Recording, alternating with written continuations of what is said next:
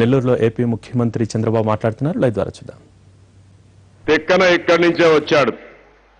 ఇంకో పక్క పొట్టి శ్రీరాములు పుట్టిన జిల్లా, తెలుగు వారి కోసం ప్రత్యేకమైన జిల్లా కావాలి, ప్రత్యేకమైన రాష్ట్రం కావాలని ఆయన అమరణ నిరాహార దీక్ష చేసి ఆయన చనిపోయి తెలుగు వారికి ప్రత్యేకమైన రాష్ట్రం తీసుకొచ్చిన జిల్లా. ఆ విషయం కూడా మనం గుర్తుపెట్టుకోవాల్సిన అవసరం ఉంది.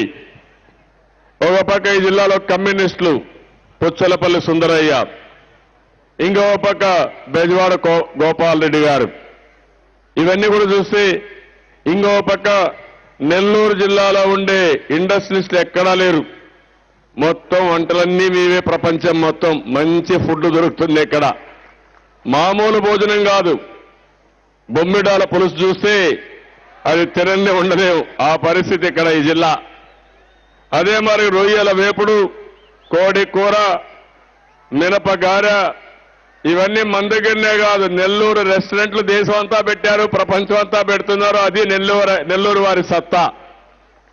పెద్ద పెద్ద కంపెనీలు, జీవీకే గాని అలాంటి కంపెనీలన్నీ ఇప్పుడు నారాయణ స్కూల్స్ కూడా బ్రహ్మాండంగా పెట్టాడు. ఇవన్నీ చూసినప్పుడు అన్నిటికీ బ్రహ్మాండంగా ఈ జిల్లా ముందుకు పోయింది. ఈ జిల్లాలో కరువు రాకుండా చేసుకునే అవకాశాలున్నాయి. ఒక పక్క సోమశిల, ఇంకో పక్క కందలేరు.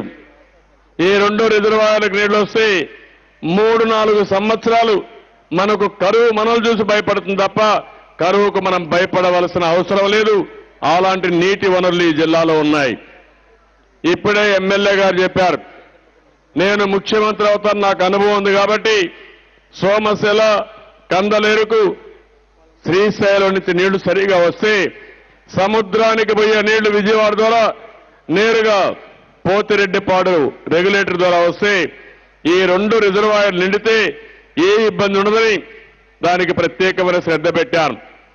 దానివల్ల కొంతవరకు నీళ్లు తేగలిగాం. అవన్నీ కూడా నామినేషన్ పైనిచ్చి 10 సంవత్సరాల నుంచి ప్రభుత్వంలో ఉండి అశ్రద్ధ పూర్తిగా తీసేసి ఈ రోజు యాక్టివేట్ చేస్తున్నాం. ఈ రోజు ఒక విషయం మీరు గుర్తుపెట్టుకోవాల్సిన అవసరం ఉంది. నేను ముఖ్యమంత్రి కరెక్ట్ గా 4 నెలలు అయింది. మనకు చాలా ఇబ్బందులున్నాయి. రాష్ట్రం 2గా విడిపోయింది. హైదరాబాద్ లో అన్నీ ఉన్నాయి. హైదరాబాద్ నేనే అభివృద్ధి చేశాను. ఈ రోజు హైదరాబాద్ ప్రపంచ పటంలో ఉందంటే అది నేను చూపించిన చొరవ తప్ప ఈ కాంగ్రెస్ దొంగలో టీఆర్ఎస్ ఏమీ చేయలేదు. ఇది యథార్థం.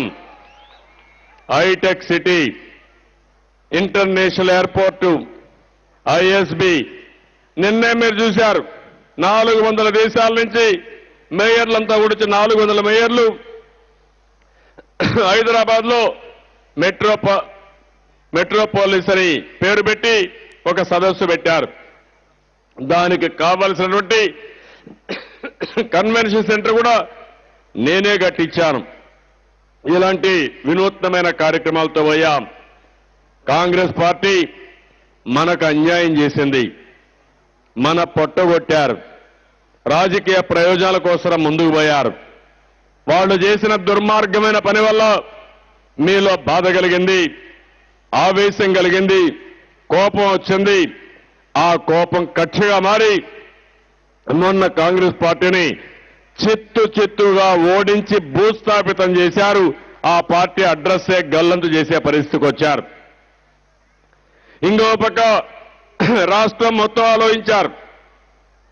మళ్లీ ఈ రాష్ట్రం బాగుపడాలంటే ఒక్క చంద్రబాబు నాయుడు వల్ల తప్ప ఎవరి వల్ల కాదని మీరు విజ్ఞత ప్రదర్శించారు, మీరు గెలిపించారు. కానీ ఇక్కడ మా నాయకులు మాత్రం మిమ్మల్ని మెప్పించడంలో కొంత ఫెయిల్ అయ్యాం. భవిష్యత్తులో ఆ ప్రాబ్లం కూడా ఉండదనుకున్న ఈ జిల్లాలో. ఎందుకంటున్నానంటే రాష్ట్రం మొత్తం స్వీప్ చేశాం. 3-4 జిల్లాల్లో మాత్రం కొంచెం ఇబ్బంది వచ్చింది. ఇబ్బంది వచ్చిందని నేను బాధపడడం లేదు. మళ్ళా మీకు మెరుగైన సేవలు చేసి మీ అభిమానం చూరగుంటాం తప్ప ఎన్నికపోయే సమస్య లేదని చెప్పి కూడా నేను మీకు తెలియజేస్తున్నాను. నేను వచ్చిన 100 రోజులు 120 రోజుల్లో 7 మెషిన్స్ పెట్టాను. నేను ఒకటే ఆలోచించాను, మీరు ఒక్కసారి చూడండి, 94 నుంచి 2004 వరకు కష్టపడ్డాను.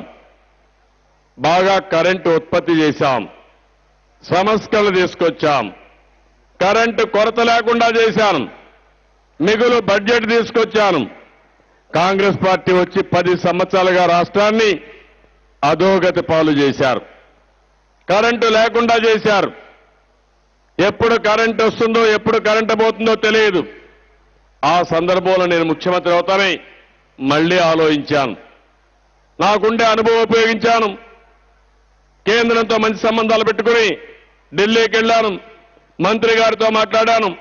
ఎన్ని విధాలుగా కరెంటు కొనాలో ఏమేం చేయాలో అన్నీ చేశాను. ఈరోజు పేపర్లో కూడా మీరు చూసుంటారు. ఇప్పటికి 900 మెగావాట్ల కరెంటు ఈ యొక్క 4 నెలల్లో వేరే రాష్ట్రాల నుంచి కొన్నాం, కేంద్రం నుంచి తెచ్చుకున్నాం. తమిళనాడులో ఉండే న్యూక్లియర్ కరెంటు కూడా మనం తీసుకున్నాం. దీనివల్ల కరెంటు కొంత అయితే ₹5 నుంచి ₹5.50 కొన్నాం, కొంత ₹5.50 నుంచి ₹6 కొన్నాం. దూరదృష్టితో ఆలోచించాను, మీ కష్టాలు తీర్చాలనుకున్నాను. అందుకని ఏమైనా పర్వాలని ముందుకు పోయాం.